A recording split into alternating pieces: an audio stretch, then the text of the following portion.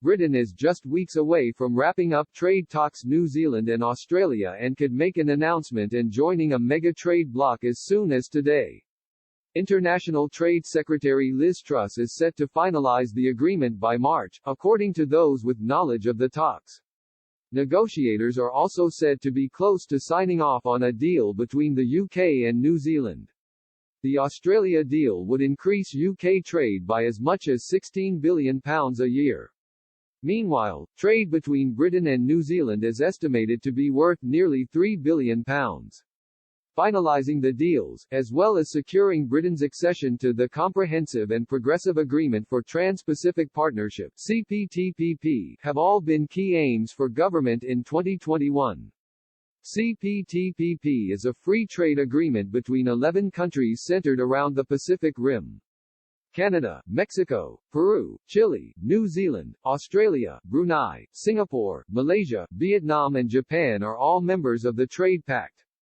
Express understands an announcement on the CPTPP could be made by the Department of International Trade as soon as today. Ms. Truss told the Commons earlier this month, negotiations are already underway with the United States, Australia, and New Zealand, as well as our planned accession to the CPTPP, hitching Britain to the fastest-growing markets around the world. The minister said joining the CPTPP was a priority and a key part of our trade negotiation program.